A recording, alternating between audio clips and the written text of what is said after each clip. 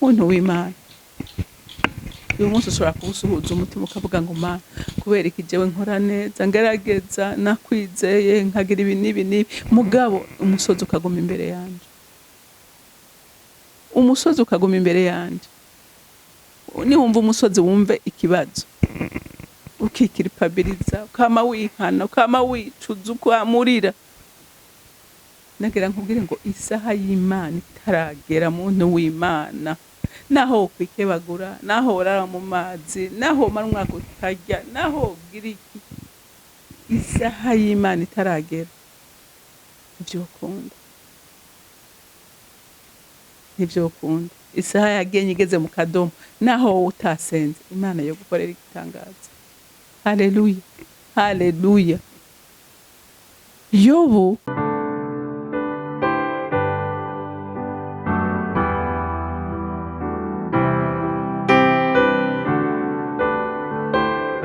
akunzi bahori Kanani TV ndanezerewe kandi gusubira guhura namwe ngo tuganire ijambo ry'Imana, ariko imbere ko dutangura kuganira reka tubanze dusenge.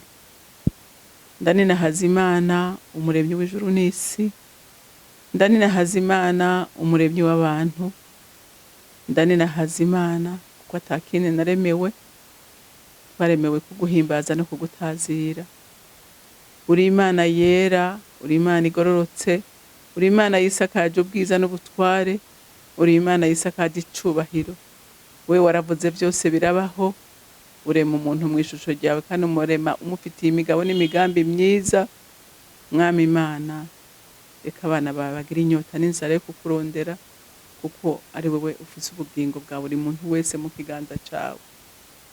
Ukomeje arakomera, ucishije bugufi acishwa bugufi, uwemeye ko akomera arakomera, uwemeye Mwami Imana ataha iwawe arataha.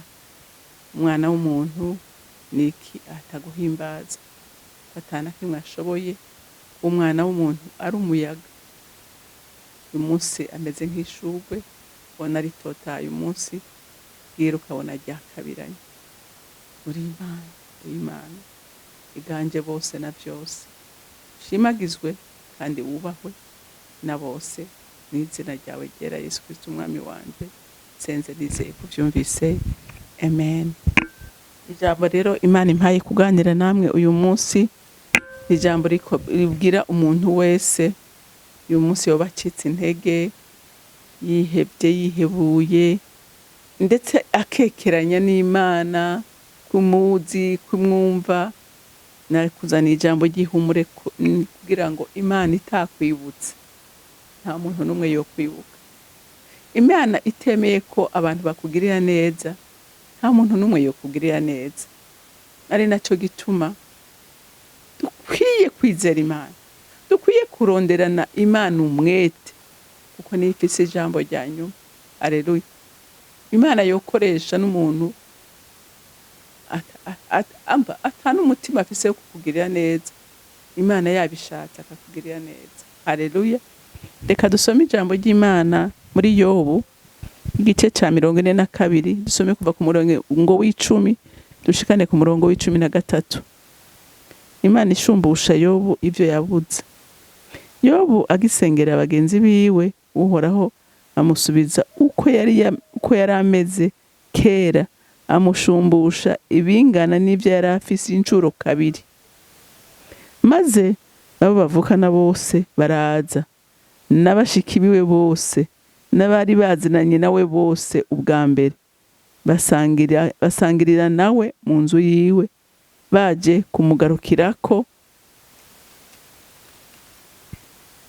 kumwirura kubw'ivyago vyose Uhoraho yari yaramuteje. Umuntu wese amuha ihera ryitwa kesita n'impeta y'inzahabu. Nuko Uhoraho aha Yobu umugisha mu gihe ca nyuma kuruta ica mbere. Aronka intama 14,000, ingamiya 600, inka zirima 200,000, indogoba zivyara 1,000, kandi avyara n'abahungu 7 n'abakobwa 3. Amen. Amakuru ya Yobu mwese ngira murayazi, ariko kubo batabizi neza reka dusubire tuvuga Yobu wari we. Yobu yari umugabo w'umukire pe, kandi umugabo yubaha Imana. Umugabo yubaha Imana mu buryo n'Imana imushingira intahe. Ngo umunsi umwe ngo Satani, abana b'Imana ngo bagiye gushengerera Imana, ngo na Satani ajana nabo. Imana iramubaza ngo mbega Satani namaka uvuye? Aca aravuga ngo mvuye kuyebaye mw'isi. Hama Imana iramubaza ati wabonye ayo musabyi wanje Yobu? Ariko iri jambo abantu b'Imana ni jambo rikomeye. Ibaze Imana aho yirata umuntu imbere ya Satani. Urumva ubwo rugezo Yobu yubaha Imana. Ubwo rugezo Yobu yari yanywanye n'Imana, arayizigira, ayihereza ku mutima wiwe wose, ku buryo n'Imana ivuga ngo uyu ndamwirata, ndazi ko atakintu na kimwe gishobora kumunkura. Satani aramubwira ati none ndakubaza, ati Yobu yoreka kugukunda gute? Yobu yereka kukubaha gute? Wamugize igitangaza, n'umutunzi mu rwego rwo hejuru, yaravyaye abahungu, avyara abakobwa, aguwe neza, arubashwe mu gihugu, none Yobu yoreka kugukunda gute? Imana iravuga tumva ati jewe ngira ndabiguhe, ndaguha abana, ndaguhe n'ivyo atunze. Aturabe ko Yobu anyihakana. Satani ati jewe mpa gusa ngende. Satani araza, yiciye abana biwe umunsi umwe, ngo bari muri fete, bakoraniye mu nzu imwe, inzu bagwa ko bose barapfa. Ibyo yaratunze byose barabinyaga. Yobu asigara, urabona kuryama uri umukire ukabyuka uri umukene. Yavyutse ari umukene. Yobu avuga ati jewe navuye mu nda ya mama ndi gusa, nzosubira mu nda y'isi ataco ntwaye. Atariko izina ryiye bimpaye, izina ryandemye rihabwa icubahiro. Haleluya. Bantu b'Imana, haraho niyumvira kuri aya majambo, nkavuga ngo hariho abagabo by'ukuri bizeye Imana. Ibaze kuri abana rimwe ukaguma uninahaza Imana, abana 10, abahungu 7 n'abakobwa 3, ukaguma uninahaza Imana, ubutunzi bwawe bwose bugahera, ukaguma uninahaza Imana. Ni ikintu gikomeye cyane, ikiye kutwigisha tukamenya ngo Imana mu kiganza cyayo byose bibayo, haba y'ibyiza haba n'ibibi. Kandi mwabonye neza ko uyu mukozi w'Imana Yobu nta kosa Imana yamwagiritse. Hanyuma Satani ngo asubirayo, wabonye Yobu, nakubwiye ko ari umugororotsi, ko ari inkora mutima yanjye, wamubonye? Satani aterega n'uwo Yobu hagera cyafise ibyizigiro, kuko arazi neza yuko ejo ushobora kumugirira neza. Ati umubiri wiwe nawe Imana iramubwira tumva mubiri ndawo atariko. Haleluya, haleluya. Ati ndaguha umubiri wiwe, muga ikintu ntaguha n'ubugingo. Nico gituma nasanze abantu b'Imana agaciro duhuye umubiri, agaciro duhuye umubiri ni kanini gusumba ko duha ubugingo bwacu. Nkwinginga muntu w'Imana niriri kwigishe, niriri kwigisha. Imana yaratanze abana, iratanga utunzi, iratanga umubiri, uyu mubiri irawusacrifice. Mugara avuga ati kintu ntashobora no kubahuka, ubugingo bwiwe sinshobora kubuguha. Mbega wewe uyu munsi agaciro ugaha uyu mubiri cyangwa ugaha ubugingo bwawe? Erega ubugingo bwacu nibwo buzobona Imana, uyu mubiri ntuzobona Imana. Amafeza n'inzahabu dutunze, amazu n'imiduga ntibizobona Imana, nta na kimwe tuzojana. Ariko ubugingo bwacu nibwo tuzoserukana imbere y'Imana, kuko nibwo buzociga urubanza. mbega uyu munsi wewe uri kubutegura gute? Ijambo ry'Imana ritubwira ngo ntituzi umunsi n'isaha yo kuva muri uyu mubiri. Inzambi itaravuga wotaha canke ngataha. Mbega ubugingo bwanje burateguwe? Mbega ubugingo bwawe burateguwe? Kuko urumvise ko Imana arico kintu ihagazeko, arico kintu iha agaciro usumba ibindi wowe uha agaciro. Haleluya, haleluya.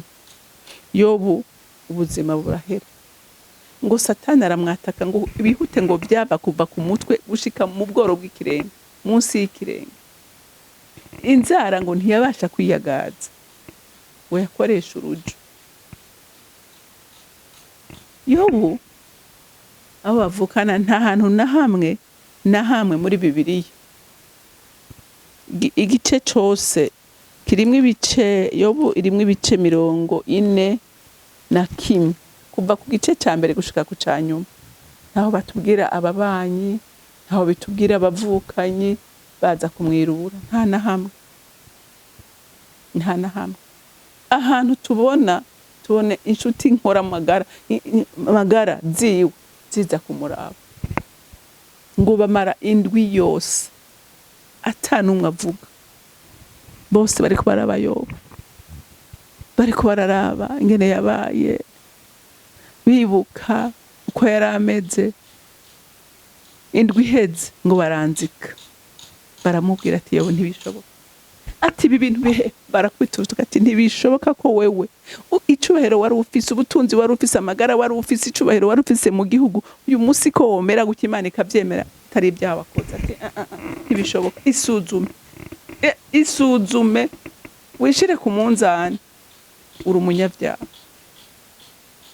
Umva Yobu baramucurira, abagenzi be baramuvuga, barababaza umutima wa Yobu. Yobu yishira ku munzani asanga nta cyahagira, muntu w'Imana. Uyu munsi ushobora kuwusuhuza umutima ukavuga ngo Mana, kubera iki jewe nkora neza, ngerageza, nakwizeye, nkagira ibi n'ibi, mugabo umusozi ukaguma imbere yanje. Niwumva umusozi wumve ikibazo, ukikiripabiliza, ukama wihana, ukama wicuza, ukamurira. Nagira nkubwire ngo isaha y'Imana itaragera, muntu w'Imana, naho kwikebagura, naho urara mu mazi, naho mara umwaka utarya, naho ugira iki, isaha y'Imana itaragera nivyo ukunda. Isaha yagenye igeze mu kadomo, naho utasenze, Imana yo gukorera igitangaza. Haleluya, haleluya. Yobu ajya ku munzani, arabona ko atacyaha yakoze. Ariko ico ngomba kuvuga muri iri jambo, kuko mu gitabo ca Yobu harimwo inyigisho nyinshi, ico ngomba kuvuga nuko Yobu igihe c'Imana kigeze, Imana yategetse bagenzi biwe kuza kumuhezagira, ihagurutsa abavukanyi biwe, ihagurutsa ababanyi, ihagurutsa isi kubwayo. Haleluya. Baraza kumwirura, ariko yabuze kera, ntawe twegeze twumva baraje kumwirura, kuko Imana irashobora kukwibagiza abantu bakakwibagira, isi ikakwibagira, iriko iragucisha mu ruganda. Haleluya. Ariko isaha igeze mu kadomo, abantu bagakanguka bakakwibuka, bakavuga ngo byagenze gute. N'igihe c'Imana nshuti yanje. Haleluya. Imana iyo yagucize mu gakweka wenyene, emera ukabemwo, ariko uguma uyihanze amaso. Igihe ko izogushira ku mugaragara abantu bakakwibuka kirahari. Haleluya. Satani ntakujyaniranye ngo akwereke ko watawe, akwereke ko itakumva, irakumva. Haleluya. Yobu ngo baraza, twasomye twabonye kubaje bakamushumbusha inka, umva ibyo yaratunze yabironse incuro zibiri, kandi ngo abana yaronse ubwa nyuma, ngo bari abana beza basumba bambere. Haleluya, haleluya. Niwe yasengeye n'aba bantu bagenzi biwe, Imana irabategeka ati mushire amashikanwa kandi abasengere kugira ndabahangaze. Rero ntubabazwe n'ibyo uri kuracamwo, ntubabazwe nuko Imana itakwishura, yishurira ku gihe cayo, ntubabazwe nuko abantu bagutaye. Oya, sibo bagutaye, ni Imana yemeye ko baguta, ni Imana yavyemeye. Rero ntutuke umwikomo ku bantu, ntiwidoge, ntugire iki ngute wakuba. Oya, tekana, igihe c'Imana kigeze abantu bazokwibuka. Haleluya. Imana yafunze ninde yofungura? Imana ifunguye ninde yokugara? Kanuma. Haleluya. Ureke kubabara, ureke guta umwikomo ku bantu. Imana itakoresheje umuntu, nta muntu yokugirira neza. Nkanuma. Wewe gusa haranira gukora neza, haranira kugendana n'Imana, haranira kubaha Imana. Ibisigaye irazi isaha yayo izobikora. Ndazi ko hari abantu benshi bari muri culpabilité. Mwibuke umukozi w'Imana Pawulo ngo yari afise akagwara, bamwe bavuga ko ari igisho, ngo aje imbere y'Imana arayiririra, arasenga, Imana iraceceka. Arasenga, ngira ku munsi wa nyuma Imana ngo iramubwira ati umve Pawulo, ati ubuntu bwanje buraguhagije, gumana n'ico muzobana. Rega hari n'igihe Imana idesida ko ikintu ukigumana mu buzima bwawe bwose. Pawulo iyo ngwara yarayigumanye. Haleluya. Yarayigumanye. Ariko yagumye yizeye Imana, yagumye yubaha Imana. Rero nahawe muntu w'Imana kumenya igikwiriye n'ikibereye, kikubereye inyungu, nuko mu vyo ucamwo vyose ugumuhanze amaso Imana, kuko ari ifise ijambo rya nyuma kuri wewe. Imana yo mwijuru ibampera umugisha. Mana witwa ntiharirizwa, ibyo utegetse biraba, n'ibyo hinduye birahinduka. Ibyo utaremera umwana w'umuntu nta kintu kimwe yo kwishoborera. Rero n'umusoye kukwinginga kubw'imbabazi zawe n'urukundo rwawe, unyemerere uherekeze iri jambo rifashe imitima ya benshi bari bacitse intege, bari bihebye, bari bihebuye, bakekeranya urukundo rwawe n'imbabazi zawe. Bamenye ko ukorera ku gihe cawe, ata muntu n'umwe ashobora kugutegeka. Hatageze ntaco ukora, ariko iyo hageze nta n'uwugisha inama.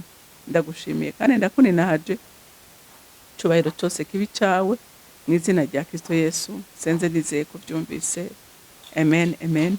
Mwarahezagiwe, mugira umunsi mwiza.